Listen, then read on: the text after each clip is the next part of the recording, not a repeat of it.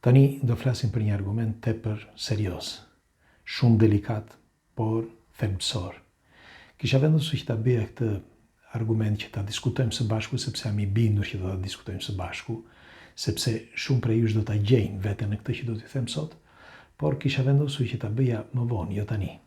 Por me sa duket gjërat po përshpejtohen dhe është mirë që të jemi të informuar dhe do të dëshiroja sinqerisht, do të dëshiroja një komentin tuaj sepse vetëm nuk mund të luftohet. Ndoshta diçka mund të ndryshojmë, padyshim sepse vetëm asgjë nuk ndryshohet. Do flasim për hermafroditët ose për problemin që po ndodh kohët e fundit, që 13% e familjeve në botë kanë një problem. Çfarë është ky problem? Problemi është që meshkujt po urriten gjokset si femra dhe po bëhen më delikat. Nuk po zhduken qimet e trupit dhe po bëhen shumë duke ju afruar më shumë femrës. E njëjta gjë po ndodh me 13% të femrave, që janë më pak, më falni, janë 9%, që po afrohen më shumë duke u bërë meshkuj. Pra, duke kthyer është 9% për sa i përket modifikimit, por është shumë herë më shumë se sa meshkujt që po kthehen në femra, janë më shumë femrat që po kthehen në meshkuj, pra që u pëlqen e njëjta gjini. Tani, unë dua të nënvizoj diçka tepër serioze. Unë nuk jam kundër asgjëje, as kujt, as gjëje, nuk jam kundër atyre që u pëlqejnë femrat, pra femrave që u pëlqejnë femrat, apo meshkujve që u pëlqejnë meshkujt. Absolutisht jo. Por dua që ta diskutojmë se çfarë po ndodh, sepse nuk ka qenë kështu siç është tani, që është 1000 fishuar, jo 100 fishuar, po 1000 fishuar krahasim me vitet e kaluara. Dikush ja hedh fajin mënyrës së jetesës, të tjerë mendojnë që janë ushqimet. Të tjerë akoma thonë që është një mod. Mirë po, të gjitha këto, qoftë njëra, qoftë të gjitha bashk, janë duke degraduar, pra po shkojnë duke degraduar qelizën e njeriu, dhe tani do t'ju them se përse. Sepse nuk është diçka që ti po e modifikon. Me dashje apo pa dashje, ti po e modifikon. Sepse duke modifikuar, ti modifikon trurin, dhe në momentin që ti ke modifikuar trurin, modifikon trupin. Pra ti edhe me mendim, duke e modifikuar trurin, modifikon trupin. Por një sekond, unë nuk di tani nëse ky është një tranzicion natyral ose jo. Unë di vetëm këtë, që dikur, pra deri nga vitet 90, ishte ndryshe. Dalloheshin pothuaj haptazi meshkujt me femrat, ndërsa tani jo. Nëse do ta shihni ndoshta, vut re atë foton kryesore, teksa po shihja që të gjeja një foto të një djali të ri, më doli dikush, sepse shkruajta pikërisht këtë, shkruajta hermafrodit, dhe nga këta hermafroditët më doli ky djaloshi, që nuk e di nga është, por më doli ky edhe vendosa si foton e parë. Tani, si ky ka miliona në botë, dhe nuk është faji i tij, sepse ai lindi në këtë botë, ku jetojmë të gjithë bashkë, dhe ai po e përballon vetëm. Pse po e përballon vetëm? Sepse në një botë të tillë, që tani nuk di sepse është moment tranzicioni, nuk di se çfarë pozicioni duhet që të marrë ky djalë, që të jetë djalë apo të jetë vajzë, ai do ketë probleme gjatë jetës. Unë mos gaboj, mund të jetë jo më shumë se 20 vjeç. Por po thosha, duket tamam si vajzë. Pra, ka gjokse, ka trupin, me një fjalë, nuk ka qime fare. Po ta shikoni, unë e mora këtë, e përsëris, e mora këtë si një shembull për të gjithë të tjerët, sepse nuk ka sot, po ta shikoni, nuk ka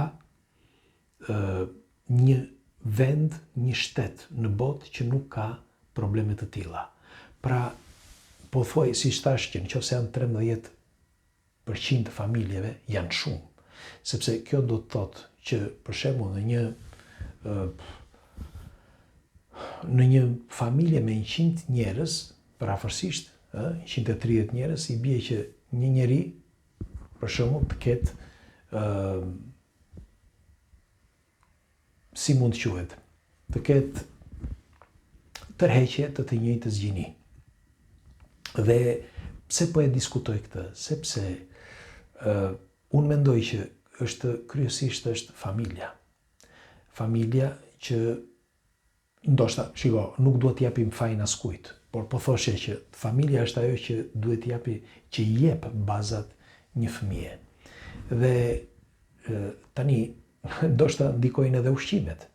Në fakt, një studim gjatë gjerman thotë që janë ushqimet, pra pjesa kryesore, janë ushqimet, 60%. Sepse nga ushqimet tregohet që ndoshta nga pesticidet, ndoshta nga diçka që hedhi nuk dihet se çfarë, por ato që ha njeriu dhe nga çka ha mund t'i krijojë probleme të evoluimit të qelizave. Dhe kjo e detyron që të ndryshojnë hormonet në trupin e tij.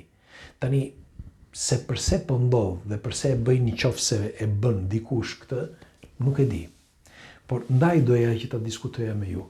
Shiko, është një argument që unë kam folur vetëm njerë në programin Enigma shumë me delikatesë, dhe që gjoja nuk ekzistojnë sot, por në fakt që është e vërteta kur fola me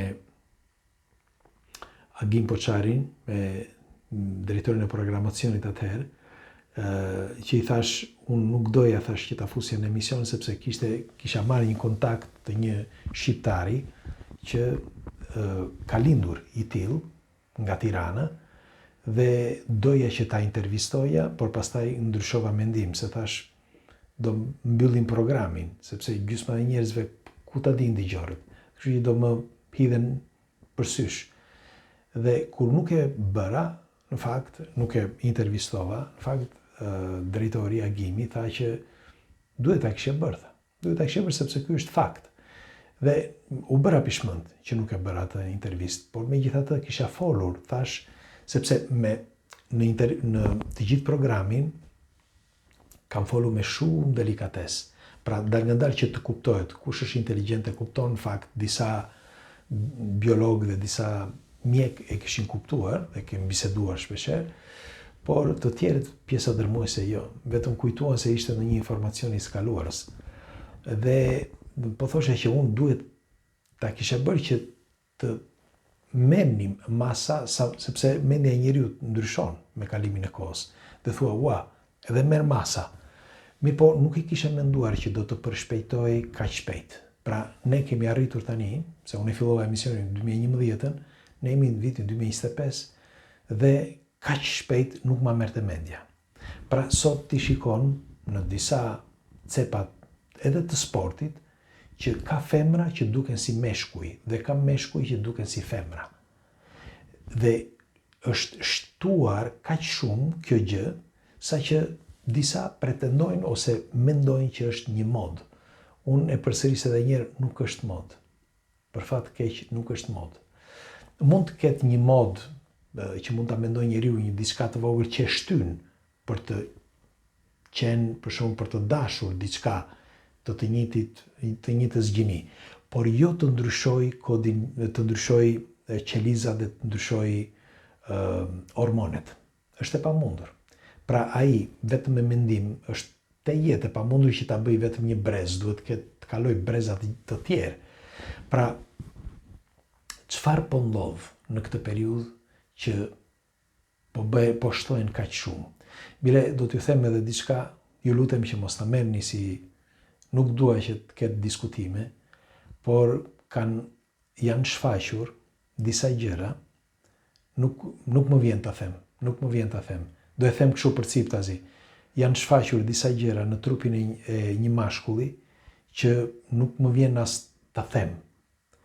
Janë shfaqur disa gjëra që janë parafërsisht të gjinisë femërore. Po. Edhe nuk kam kurajo që ta them, edhe doja që ta thosha sepse shiko, viti 2030 po vjen. Po vjen dhe është për të ardhur keq. Tani, dikush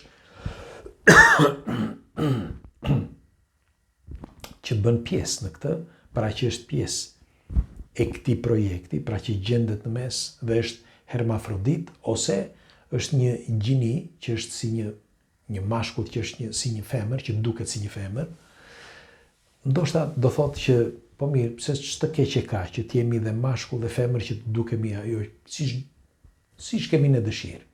Ka të drejtë. Nëse thotë ka të drejtë. Por unë nuk di se çfarë do të ndodh nesër me trupin e njeriut. Kam vetëm një ide.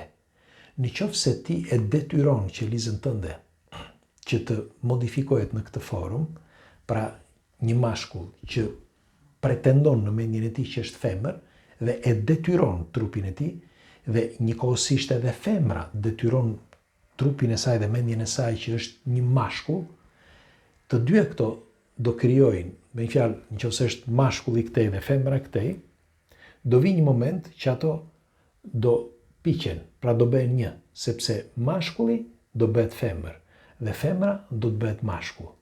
Mirë po, në këtë moment, pra kur të arrijë momenti që do të jenë të gjithë njësoj, mashkull, femër, mashkull, me një fjalë dhe mashkull dhe femër, unë mendoj që nga ai moment edhe tutje do ketë probleme për gjenerimin e species, sepse do krijohen probleme të rënda në spermatozoide, pika bazë, dhe pastaj edhe në qelizat e njeriut. Unë këtë mendoj. Pastaj, ka disa që thonë që duke qenë dy trupa bashk, me mashkull dhe femër, njeriu është më i kthjellët, më i zgjuar, sepse ka më shumë informacione. Megjithatë, unë doja që ta prekja këtë argument, siç u thash, më vonë, por gjërat po përshpejtohen. Dhe doja që këto janë ato argumentat që askush nuk i flet. Më gjeni një njeri, më gjeni dikë në një program, apo diku që flet për këtë, në një program televiziv, po flas të paktën në Shqipëri, më thoni. A ka? Asnjë. Dhe ju garantoj që ky është një problem i madh, kolosal i së ardhmes. Do e mbani mend këtë, një ditë është kështu. Jam i bindur për këtë. Sepse unë mendoj që qeliza e njeriut, të gjithë species, do degradohet, do thërmohet, dhe kjo mund të na çojë drejt zhdukjes. Sepse si do gjenerojmë më? E vërtet, kur thoni që kemi ndërtuar tani një plazm ose një far me inteligjencë artificiale, një robot me barkë etj, thoni ç'të doni. Por krijuesi e ka bërë në mënyrë perfekte njeriun. E ka krijuar kaq mirë saqë ne nuk kemi asgjë. Ç'kush jemi ne që të modifikojmë njeriun dhe trupin ton, duke hedhur gjëra nëpër ushqime, apo duke i shtyr njerëzit, fëmijët, që të bëjnë marrëdhënie, që të vegjël, që të gjitha këto krijojnë probleme. Nuk e di se ku do shkojmë, por doja që ta diskutoj me ju, sepse jam i bindur që një ditë do ta mbani mend këtë video dhe këtë diskutim. Ndaj ju këshilloj një komentin tuaj. Pres. Ju përqafoj.